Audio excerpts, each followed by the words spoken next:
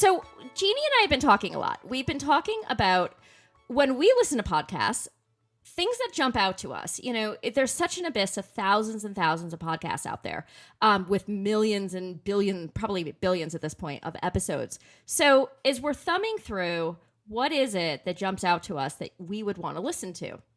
And let's face it, 99% of our listeners are women and and then also brides planning their wedding. Maybe they've already gotten married and they're talking about things, stepping outside of wedding related things. So today we specifically wanted to target couples that are engaged, but trying to make what their budget is stretch so much further. Because let's face it, so many people are paying for their own weddings nowadays.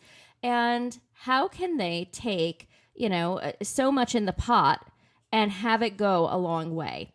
Just like what we're going through right now with groceries and gas and how can you take $200 and make it last the week for your whole family rather than, $400 or whatever your grocery budget is. What are your thoughts on that, Jeannie? I mean, I don't know how it's possible. That's my question. Everything's so impossible today. I do feel like, we speak to about 15 couples a week, and that's always the number one concern.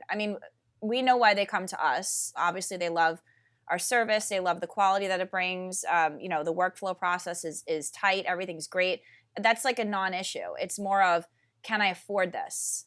Everything today is, can I afford this? And I think that's like the fundamental question, because prices keep getting higher. The cost of living is higher, but it's not like we're making more money to meet that necessarily. So the wedding industry is strong. It's never going to fail. But yeah, how do we keep up with the demands of it? With the aesthetics, with affording things that come along with the wedding industry, with gowns, with makeup and other types of vendors and florists and, just the hall or wherever it is that you're getting married in and of itself. So I just think that it's a very important question today. I don't have the answer to it, but I think it's something that everybody wants to know. So it's an important conversation to have if there are any tips that we can offer people, for sure.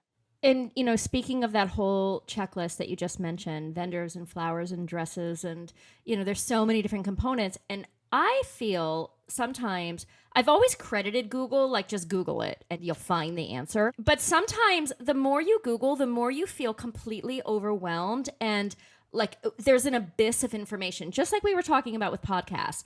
You want to find a podcast that's good to listen to. There's so many podcasts out there. And then each podcast has like so many episodes. So it's like, where do you find your groove?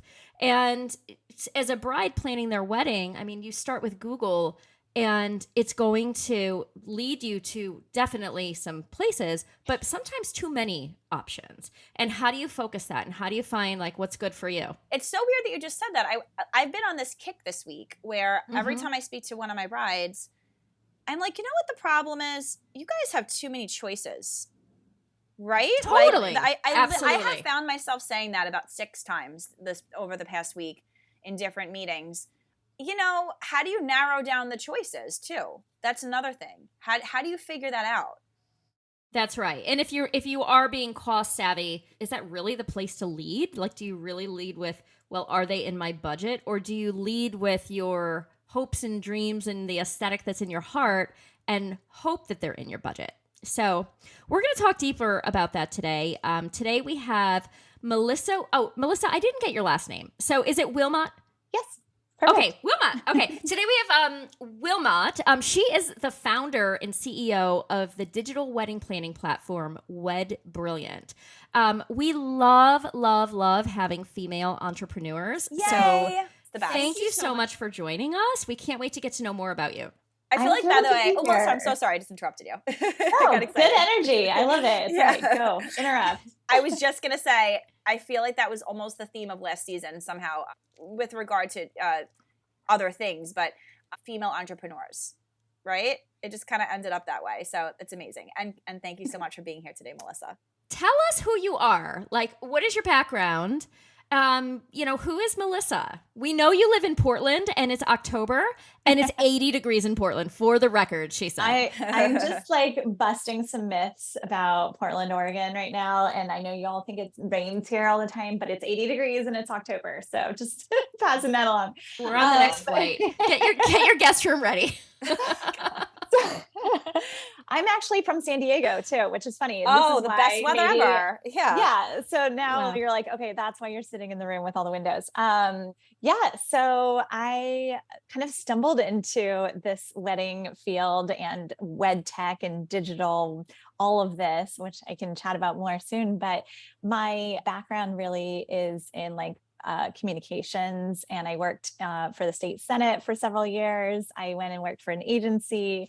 I've kind of done a little bit of dabbling all over the place, and then after I got married, I had this realization that there was kind of this hole in the wedding planning experience that I thought maybe I could fill with this crazy idea.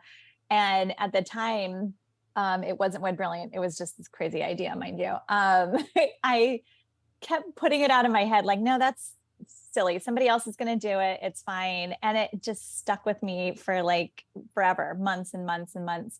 And I finally went down the path to launch WedBrilliant, which in and of itself was a several year process. But yeah, so that's kind of how I've gotten to where I am now, and working to grow this and expand get the word out. We're definitely, I can talk more about WedBrilliant specifically, but it's fantastic because I get to interact with the wedding pros and the couples getting married. So it's kind of the best of all worlds for me. You're a connector, which is perfect for your communications background. Yeah, good point. How long have you been married? I have been I've been married. We all do this. we all do this. Yet I'll kill him if he forgets something. I will kill him, but I'm allowed. It's fine. I know. I'm like, Matt's not good. Is it more than 10 years? Oh, 16 years. So, and I love how this came out of planning your own wedding, because we always tell our couples, there's so many different components and moving parts that they have to align. And we're like, by the time your wedding rolls around, you might as well quit your job and become an event planner. Seriously. You're going to be a pro. You're so, you've done it, and you've done like the biggest event ever. Yeah. So this is so cool that you actually turn this into your career and develop this website. So I want to hear about the website, but then I also let's talk budget as soon as we touch upon that. Okay, great. Yes. I mean, budget is a big part of it. But so WedBrilliant, really, we are a connector. When couples get engaged, the idea is they come to WedBrilliant and they can post their various wedding needs that they think they have. So it might be floral, it might be cake, it might be a planner, it might be a venue, everything under the sun. I mean, literally, we've seen it all, transportation, whatever.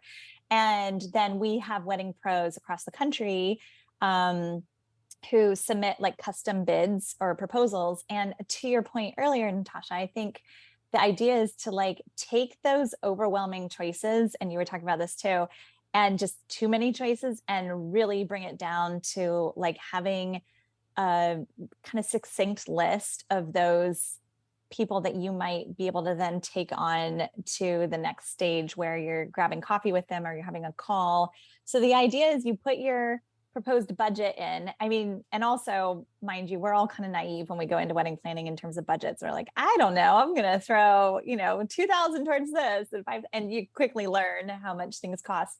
But the idea is to put your proposed budget out and your date of your event, your wedding, and the venue or the location. And then these vendors or these wedding pros can kind of look at those kind of determining figures or numbers and self-select and say, yeah, I'm around, I'm in Portland, I'm available that date. It's like a filter. And yeah, it's totally a filter. So again, to like kind of winnow down the choices a little bit and make it not so overwhelming for couples who are, like you guys said, faced with like billions of options and ideas and inspiration. And so yeah, that's loosely how WedBrilliant works. And it's free for couples. So it's designed to be kind of an easy way to get in, find the people you want to work with, or you want to go offline and have coffee with and kind of having the conversation, and then like jump off WedBrilliant and go plan your wedding.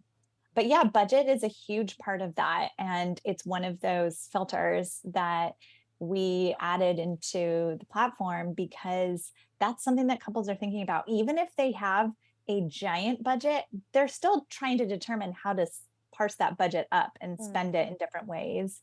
So yeah, it's something that I think top of mind for everybody who's planning a wedding. I was wondering earlier, because it sounds like a very similar platform to like The Knot and Wedding Wire. And we work a lot with them. We're advertisers with them. So what I'm getting is that it's less work on the couple's part. It's them filling out their profile and having vendors target them and say, hey, I think I'd be a good fit for you. Here's why. Exactly. It's kind of the reverse in a way. Instead of, couples, we've all been there and like scrolling in through The Knot or Wedding Wire or any place that really has like a vendor directory and, kind of going down who's a florist in Portland and seeing their work, but it's not telling you specifically if they're available on your date necessarily. Some platforms are changing that a little bit, but the idea is to kind of like cut down on that work. You're totally right. Cut down on that work for couples and allow them to like have everything kind of land in their inbox and then, move forward from there. It's like a process of elimination. I love it. It's funny when Natasha rather just jumped in and kind of evaluated it. I said, "Oh, that's so brilliant," and hence your name, right? I was like, "Oh, that makes so much sense. No wonder. Is that how you came up with your name?" I love it. I'm the slow one in the group. I go, but her name is Melissa. So I'm like beyond. We're all brilliant. On the same page. That's right. So WedBrilliant. So over your years, because you've been doing this a long time, you got married 16 years ago. Yeah. What have you found that are like, little tips and tricks that people can, things to cut? Like what do people focus on that like they shouldn't be? Like just do it, cut it out or do it little. What advice can you give us? I think you're right. And I have seen so many different phases of popular things come through. I remember when photo booths. I got married so long ago, we didn't even have a photo booth. I don't think it was a thing. I'm old. But like when photo booths came out, that was a big deal. When there were like mobile bars and like all these different like popular ideas and ways to put together your wedding, I think are fantastic. I love them. I think so many of them are great for the photos that people can, look at and, take a walk down memory lane. But I think one of the big things I like to say is if you're looking from a budget standpoint, focus on the tried and true, like really important things to you that aren't necessarily like popular or, everyone else is doing them, but the things that you will absolutely need to have or want to look back on your wedding and not want to lose out on those. And then everything else kind of can fill in depending on what your budget is. So obviously get the venue, get a planner or coordinator to help you like put it all together, get the florals. Those are going to be important for photos. There's going to be important for so many pieces. Get the dress you want, do all of those important things. And then if you're looking at some fun other ideas, keep those in mind. Don't necessarily rule things out, but kind of see where your budget ends up falling after you've, maybe hired the live band for dancing during the reception or whatever you want to do. Those things that are important to you, get those, and then fill in the blanks with the excess budget that you have at the end of kind of that core planning. Yeah. Make a list, prioritize. Yeah. 100%. Yeah. I think that budget issues also, it could be kind of like an emotional / psychological thing too, because price goes up if we can't like differentiate between what's important to us and what's important to our family or who we're trying to impress or our friends. I mean, they're going to have a good time anyway. The good food, good music, right? Yes, so kind of having a capability of like just separating yourself from that and really what's important to me. And then you can make that list about what might be important to everyone else. That's right. There's so many different options too. Like even at the venue when you're planning the food, it's like, do you want level A cocktail hour? Or do you want us to bring in like the crab legs and the lobster tails? Yes. Or the Venetian hour. And then with us in the case of cinematography for weddings, we have our priority that we tell clients, the first thing to cut would be the drone. Drones are amazing, but it's used for, it's showing off your venue. Don't you care about you? Like, let's focus on better coverage of you or maybe in more hours of the day to not skimp on events that are, now missing from your coverage. So there's lots of different things. I love that you said prioritize because that's used in life anyway. Yeah.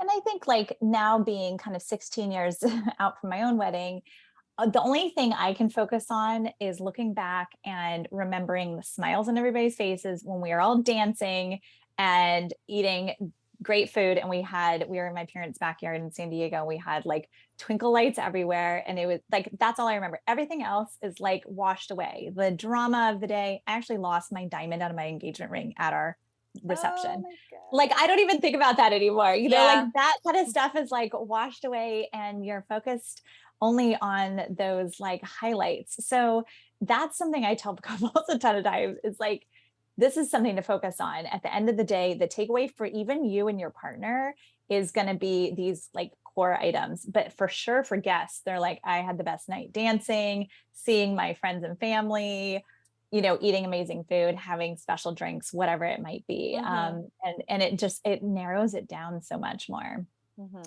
Yeah, I think of the most fun weddings that you've been to, and I think that these are the ones that the couple also had like the dream experience of their wedding. Like you just said, you remember, like you just said, it was in the backyard of your parents' home with twinkle lights. Like how special and intimate and meaningful is that? So if you focus more on the creative and what makes you, the unique between the two of you, then I think that your guests are taking that of like, wow, something new, something different, not just the, you know, and here's the proverbial cake cutting and putting the icing on each other's nose and now roll out the desserts and it's all of these things that are expected because we've all, you know, had this culture of weddings that we've attended and throughout the years. One of the most fun weddings that I ever attended. I know what you're going to say. It's actually not. It's before this wedding. So we attended, friends of ours in Florida got married on like a pavilion that anyone can rent on the beach in Hutchinson Island. And it was, I mean, you couldn't take away from the view. It's right there. And it's something that like maybe people could have grilled at and had like a family reunion or you could turn it into a wedding. And when we arrived, it seemed pretty rustic, pretty raw, but it was anything but. They put the tables in these long, where everybody was unified in one extraordinary long table. When you sat down, there was something meaningful in front of you rather than just like, you know, what do people give a day nowadays? Like almonds or I don't even know. But it was something like very meaningful and personal. And I remembered for food, they, instead of doing a stations or a sit-down dinner, they had one of the biggest pans of paella I've ever seen in my life. And they had all of these people that they had brought in to make paella, and everybody just took their plate and filled it up with paella. And there were some other things to go with it. But it was like this just sort of like unified feeling. And they had a side where there was no seafood and a side with no this, you know, just to accommodate different diets. But then when we were all dancing, they did this. I wish I remembered. The groom is from Venezuela, and they did some sort of like Venezuelan cultural drinking game where they took this very old-fashioned canteen and they went around and they poured it into people's mouths. But I think you had to like earn it, or there was a game to it. And everybody was involved. It cost nothing, but what was inside of the can, nobody put their mouth on it, so, you know, whatever. But it was such a cool, fun experience that, like, everybody felt like they were a part of something instead of, you know, splitting off like weddings do. And it cost nothing. And that, to this day, was the most fun wedding I've attended. Yeah, I mean, it's so true. I wonder when the culture of weddings is going to shift more towards what you just described. I'm seeking a lot of weddings becoming more and more intimate too. Oh, good. Why do you think that is? I think after COVID, I mean, maybe it's partly budget. And I think after COVID, people had an opportunity to just connect more because with people that they love, that are close to them, close friends and family. And I think that maybe the value, it just became higher. And you do reach a point. I always wonder, where is it going to cap at? Where, you know, there's just so much opulence that people can afford and participate in, that I wonder when the pendulum's going to swing the other way, where now there's this niche focus on how can we be different, right? And I think when that happens, that would definitely help with budget. Yeah. And I think emotionally, it'll give couples a new focus. And it's fun. It's fun to plan a wedding that is centered around you, right? And what you really want. And as vendors and people that are part of this industry, I would find that so much fun too, to cater to an idea like that for somebody, right?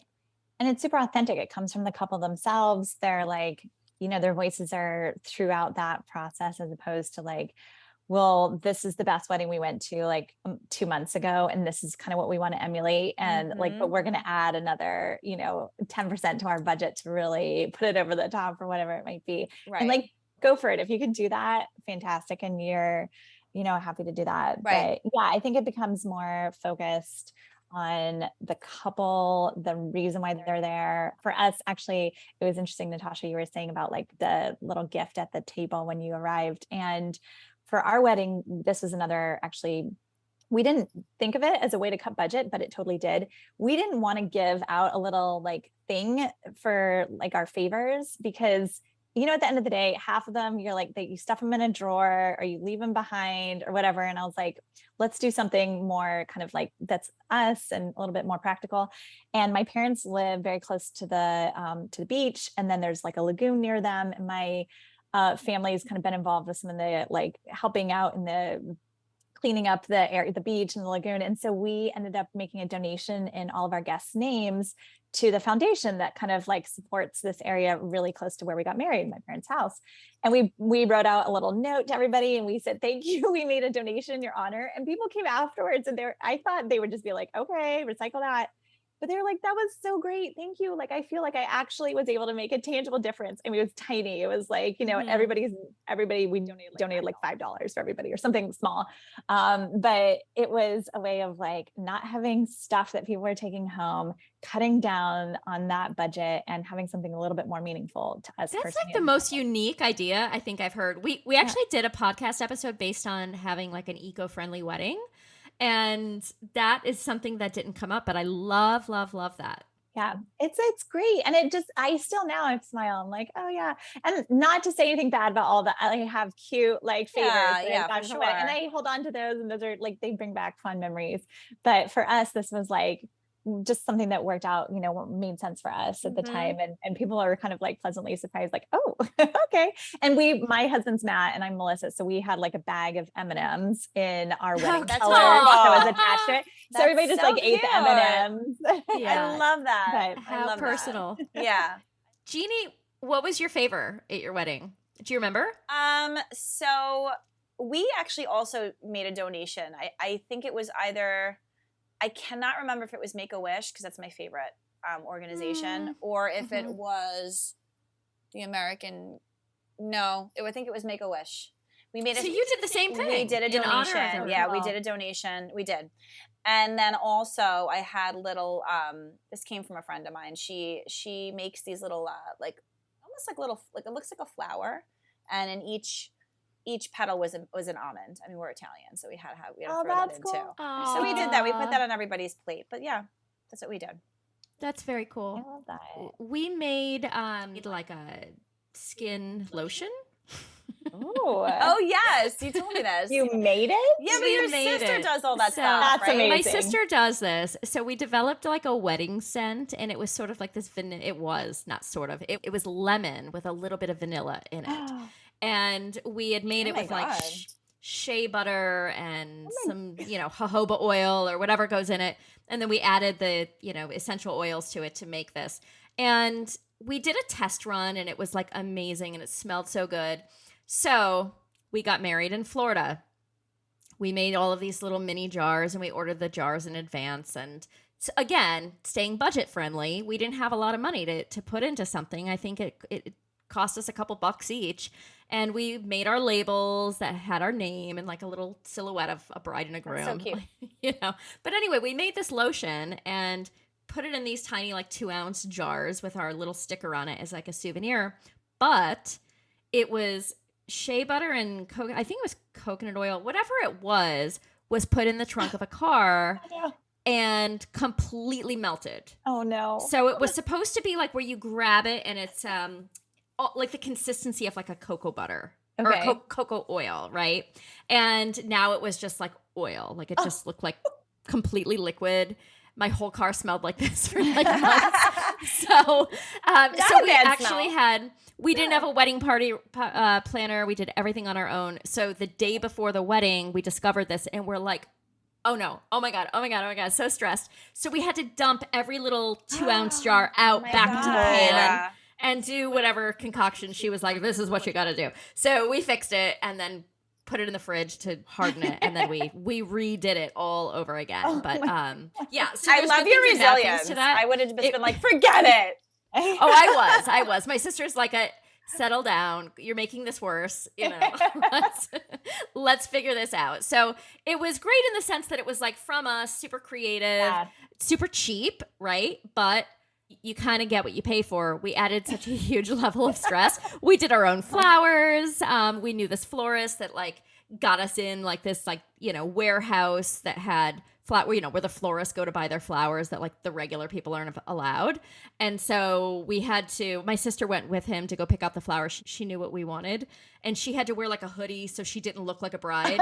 She's like, he goes, you have to dress like a worker. You can't, they'll fish out if a bride is here. You can't do it. Oh my God. So don't try to look like a bride, even though she wasn't the bride, but she could have been mistaken for a bride. So anyway. Was your mom ever annoyed that you were doing everything on such a budget? Was she like, my mom left my wedding early. She got tired and was like, good night, honey. Okay. Congratulations. It's been wonderful. My mom was not like the mother of the bride that was like involved in everything. She's like, did you figure out where you're going to have the wedding? Did you get your date? You know, just so she could tell her friends, like, you know, and then she gave me her list. That was the end. That is the best. You know, she gave us some money to help us out. And like, that was it. Like, here's a little money. Let me know how many people I need to invite my friends. You got to make room. The end of it, like, you do you. That is so great. That's great. That's actually like maybe preferred, I think, you know, just to take one less voice off the table, you know? Yeah. I know. We deal with that a lot. We deal with parents and they're just like, yeah, is the bride around? And they want this. Like, does the bride want to talk to us? They're busy. They're working. And I'm like, so you're planning their wedding? Seriously. I got so many genies from my mother throughout the whole wedding because my mom's simple and not vain and just, you know, what is all this? That's her attitude. And me, yes. I'm like, I gotta have that, and this and that and everything. Cinderella. Oh, absolutely. And she's like, rolling the eye. All right, that's what you want. Yeah, I got so much of that. Yeah. At least she supported you and didn't like push back. She just doesn't want to listen to me. She doesn't want to hear my voice. Just roll her eyes. Absolutely. Let you go. Absolutely. So I know that this is free for couples. Like, so there's no subscriptions. No. How many people like are visiting this site? Like, how does this work? You know, it's hard to know on the couple side of things, obviously, because they have their wedding, their event, and they kind of move off. But we have about 4,000 vendors across the country. So holy moly. Yeah, and we're growing that. You out there, girl. That's amazing. Yeah, I'm not in North Dakota, so like just putting that out there. If anybody's in North Dakota, like their vendor, come join WedBrilliant. Are people getting married in North Dakota? Yeah, you know, I'm sure. Maybe not during certain months of the year. So maybe that's just like the wedding season's a little different. But yeah, so we're just trying to have like resources there for the couples when they do come on.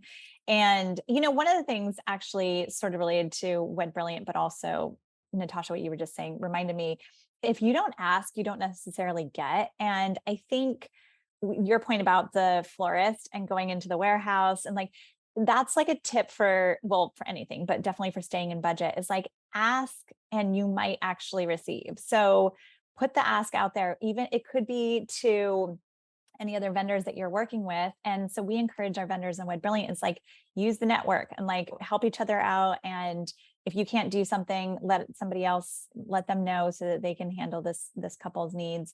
But to your point on the budget saving front, it's like, I mean, don't be shy to ask the question like, hey, if I get married on a Friday, how is that going to change the budget? Or, you know, if I'm doing off-season floral versus like what's currently growing in the gardens, like how's that going to change it? Like ask the questions, don't necessarily just take, you know, what they give you up front for the final decision. I think it's it's important to know that there is a certain amount of power that like couples and the team that they're working with have, and they can get out there and explore other options and talk to people about maybe situations that wouldn't necessarily even be on their websites and their package lists or whatever. It's like there are ways to kind of like make your event what you want it to be, but not have it be a certain set That's package or a set exactly way of right. doing things. It's not, don't be afraid to ask like what's in your,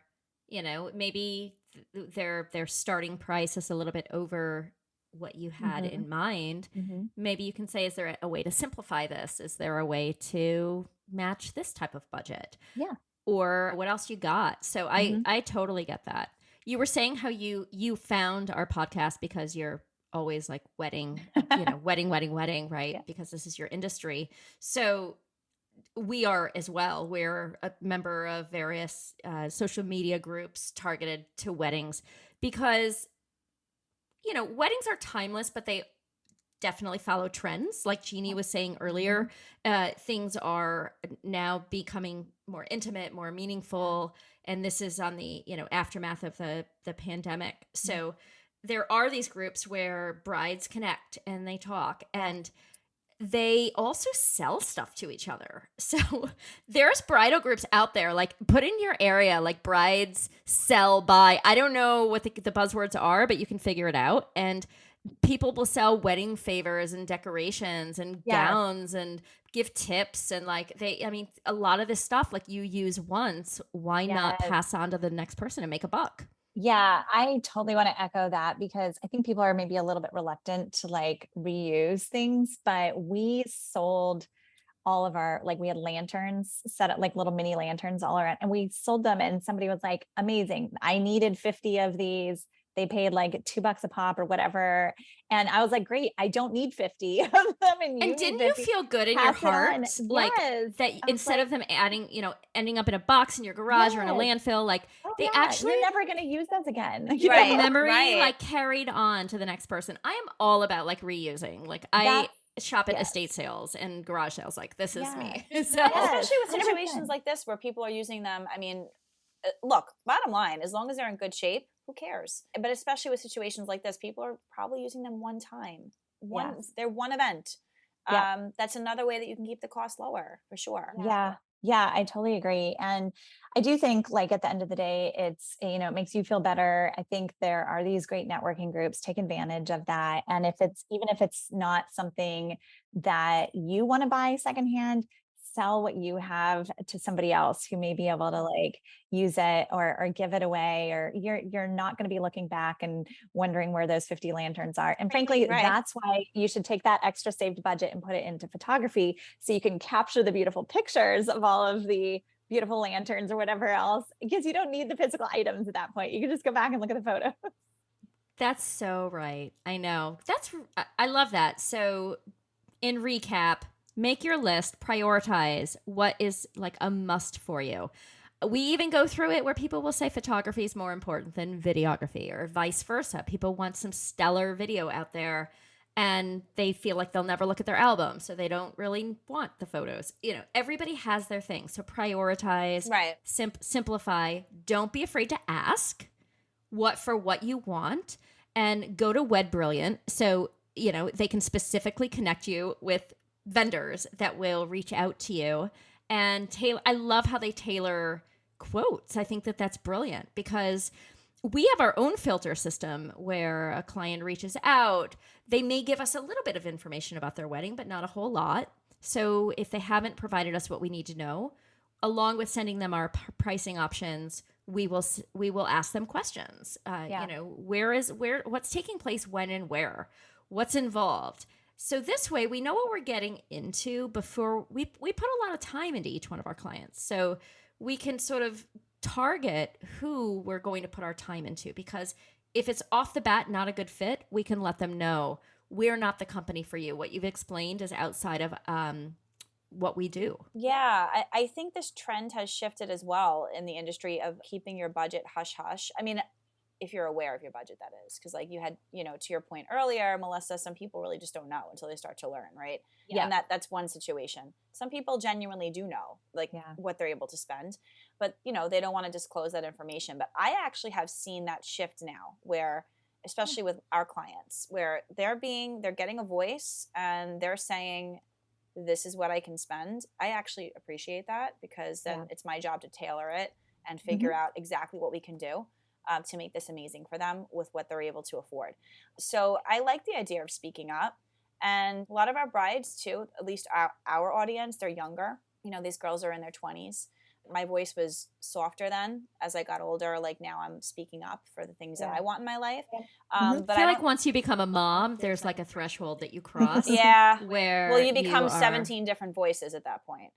Screaming voice, silent voice, a voice for him, a voice for her. You want to teacher just voice flip out every day. Yeah, no one cares about your voice anymore. Anyway. But yes, bottom line, for the girls listening, any brides, don't be afraid to ask for what you want, and don't be afraid to be willing to say what you can do, what you can afford, what you can spend.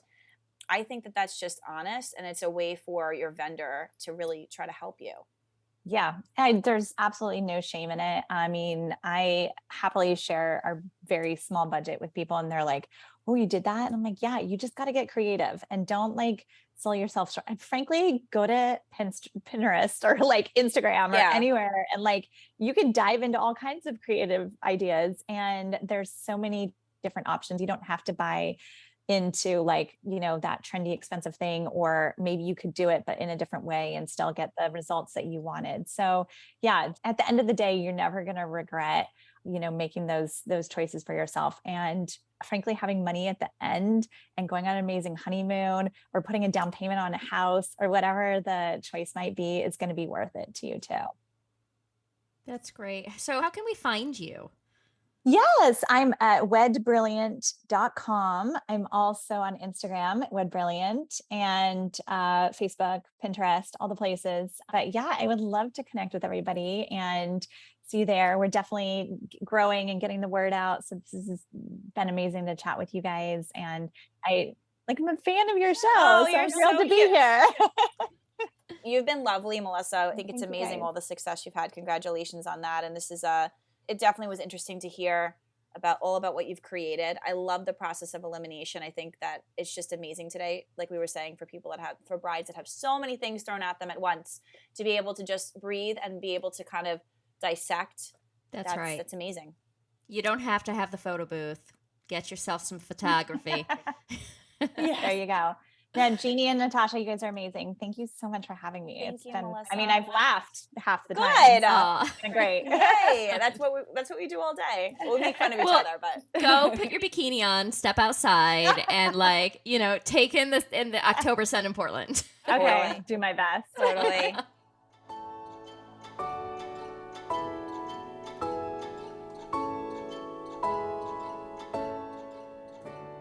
Thank you for listening to this episode of So You're Engaged, Now What? If you enjoyed this podcast, please subscribe and rate us wherever you listen. It really helps us grow. If you'd like to reach out with any questions or suggestions, please email our team at podcast@livepicturestudios.com.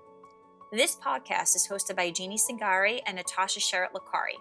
It is produced by Jeannie, Natasha, Nicole Palmetti, and Christiana Cremo. It's been edited by Crizel Peniquito and Nicole Palmetti. Artwork has been created by Joe Nunez. Music has been supplied by Ian Post and Artlist.io. And this podcast is brought to you by K-Vibe Studios. Until next time, bye and happy planning.